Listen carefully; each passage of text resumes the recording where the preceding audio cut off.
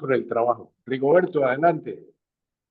Bueno, pues yo diría que reflexión propiamente no la hago, pero sí quiero compartir con ustedes un poco lo que fue una obra que me marcó.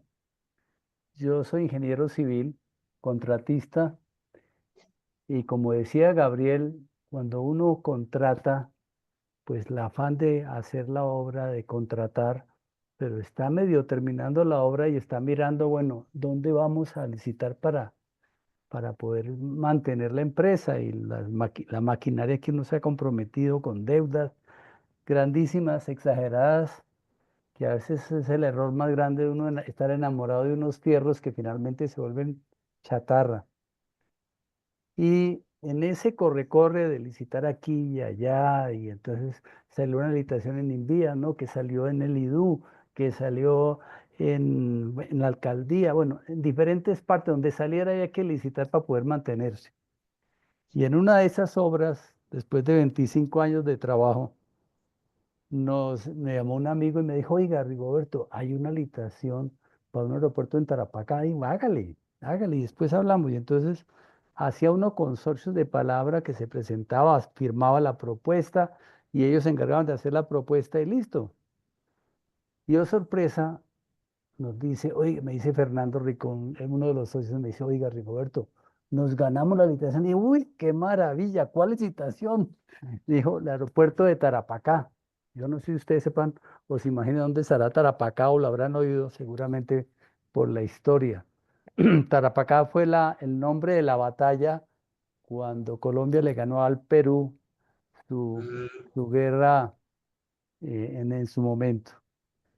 Bueno, entonces me dijo, no, yo me voy la semana entrante. ¿Y cómo se hace para llegar a Tarapacá? Yo no hay que coger a Leticia y de ahí coge uno a Tarapacá. Bueno, llegó Fernando, le dijo, oiga, ¿qué hubo? ¿Cómo le fue? Le dijo, siéntese, te voy a contar cómo nos fue. Llegamos a Leticia y preguntamos, bueno, ¿y para ir a Tarapacá por dónde? Dijo, no, eso tienen que ir al Brasil, sí, al Brasil, a Tabatinga, ir al aeropuerto de Tabatinga, coger un avión expreso, un avión, no, una avioneta expresa, llegar a Ipiranga, que es un puerto de la Armada Brasilera, ahí se baja, bajamos en un rancho de latas y allá preguntamos y entonces nos tocó coger una rápida que llaman una lancha por el Putumayo, digamos, del Brasil hacia Colombia, a llegar a la parte superior del trapecio amazónico, que es donde está ubicado Tarapacá, una población de Colombia. Y bueno, y que no, pues nos tocó coger un avión, una avioneta expresa. En ese momento, por decir algo, podría ser del orden de hoy día de 20 millones pagar la avioneta para ir a viajar a Tabatinga, de ahí coger una lancha, devolverse a Tarapacá y bajarse ahí. Y entonces, ¿qué hicieron? No, pues nos bajamos y bueno, ¿y dónde es el aeropuerto? Preguntaron, digo, no, aquí a 1 kilómetro.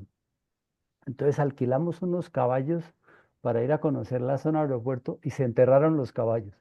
No sea bruto. Bueno, finalmente así quedó la historia y arrancamos la obra con plazo fijo, precios no tan buenos, porque obviamente una cosa es hacer una actividad en donde uno tiene el teléfono, vienen las volquetas que están organizadas, la cantera está allí, y si no hay al lado hay otra, a llegar a un sitio donde había que esta situación. Entonces yo viajé a Leticia, después a tratar de que la avioneta saliera pronto, porque todos eran costos, y lograr que hubiera más pasajeros para completar el cupo y si no, pues pagar el excedente porque no había otra sino que ir. Me recuerdo que yo me encontré muchas veces con unas monjas, las Lauritas, creo que tienen allá un colegio increíble en Tarapacá, en la nada, donde los hijos de los indígenas o las hijas van y se internan allá para que las puedan educar. Me dice, amigo, uno definitivamente tiene que tener una capacidad tan flexible de adaptarse a cada cultura y a cada situación. Y se baja uno en Tarapacá en 4 palos y una lata que le colocan ahí a esperar que el jefe de la Armada Brasilera, porque no es una población, sino es una base militar, le dé la gana de atenderlo y de poder que nos dé el permiso para llegar al muelle y coger la lancha de vuelta a Tarapacá. Yo decía, esto es increíble que un colombiano para llegar a su propio país tenga que pasar tanto trabajo, pero esa es la realidad. Y cruzar el Putumayo, que es un río caudaloso, impresionante, selva lado y lado.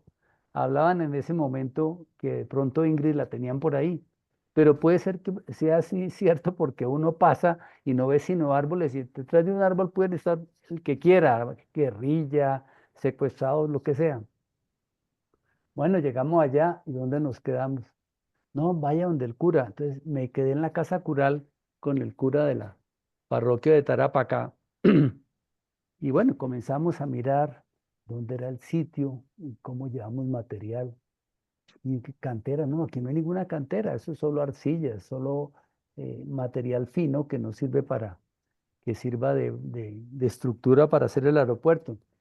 Entonces, devolvernos a Leticia, comenzar a hacer contactos con los brasileros, porque para llevar material allá, la única forma es un planchón que recoge material en la desembocadura del Putumayo al Amazonas. Eso es llegando a Manaos prácticamente.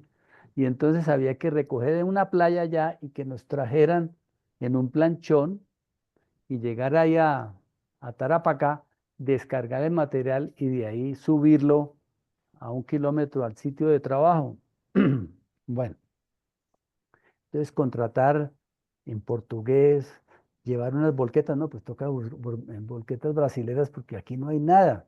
Bueno, comenzar a contratar a este señor. Él llegó el primer planchón y se pudo medio descargar el material ahí contra la orilla porque no había muelle, pero entonces comenzaron a llegar las primeras volquetas y obviamente entre ese sitio y el sitio de trabajo se enterraban las volquetas. Entonces tocó hacer una empalizada, literalmente una vía en solo planchones, que es lo único que se consigue en madera ahí, para poder meter la volqueta y hacer una serie de bahías para que en caso de que se encontrara una volqueta con la otra, pues pudieran hacer el paso y subir y traer material y llegar a la pista. Y después había que pensar en maquinaria, obviamente, para poder trabajar en ese sitio.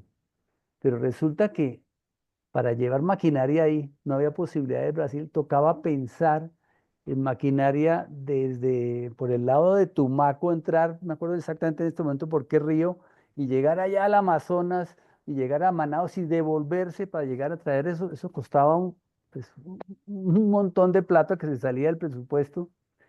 Entonces pensamos en llevar maquinaria de Bogotá, pero que no hay cómo llegar con maquinaria a Leticia, sino en avión. El avión de carga tiene una limitante de altura, no le cabe cualquier máquina, no solamente por el peso, sino por la altura. Entonces, conseguir una moto especial que no se consigue fácilmente, entonces compramos una moto pequeñita que cupiera dentro del avión para poderlo llevar y llevar Bobcat y, bueno, equipos pequeños para poder trabajar. Después se acaba el material y bueno, hay que pedir, traigan otro planchón de gravilla. El Putumayo llegó el verano y se bajó. Y entonces estábamos en la orilla y el planchón se veía como decir de aquí a 40 metros. Pero ahí está el material con el planchón. Pero ¿cómo hacíamos para llegar acá si no había un muelle? Y ni pensar en construir un muelle, que pues, eso valía más que la licitación, que el trabajo. Rogar para que se creciera el Putumayo y poder acercarle el planchón. Pero además cuando sube eso, de todas maneras es un barrial que cualquier equipo se entierra. Entonces, es decir, las dificultades son enormes, la comida, la quedada. Fuimos a llevar cemento y contratamos en Leticia, oiga, nos sale más barato el cemento peruano. Entonces compramos cemento peruano. Días después nos llegó una demanda de la DIAN porque estábamos haciendo contrabando. Y, ¿cómo así que contrabando? Y dice, pues ustedes están trayendo cemento del Perú y ustedes están en Colombia, en una hora de Colombia. Lidiar con el problema pues de la DIAN para que no nos multaran porque estábamos haciendo contrabando. Es decir, la cantidad de cosas que se presentan en cada obra, pero en esa fue especial todo. Y la vuelta y la pelea en Bogotá que no nos daban más plazo, que los precios no daban. Bueno, todas las obras tienen una característica. Estuve trabajando también en Chingaza, también otro día será para hablar más largo, también terrible. pero este de Tarapacá sí me marcó. Finalmente terminamos con mucho trabajo la obra, pero uno licita, pero no sabe en qué a veces se mete, sobre todo en una situación y unas condiciones de geográficas tan difíciles para acceder a todo. Esto era una experiencia que les quería compartir, que me acuerdo ahora, pues, pero esa es ese es el trabajo realmente del contratista un poco de ubicarse, donde le toca. Yo trabajé allá en Chingaza, en Termotasajero, en Lérida, muchas partes donde uno le toca adaptarse al sitio y buscarse la forma de solucionar. Eso lo hace uno muy recursivo y que no se amilane ante los problemas porque tiene que solucionarlo, tiene encima un plazo, un contrato firmado y que tiene que cumplir. Bueno, esa ha sido mi experiencia que quería compartir. Gracias, gracias, Rigoberto. Cosa tan difícil, oiga, qué impresionante. Parecía el mensaje a García.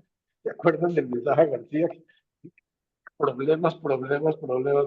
Qué bárbaro. Muchas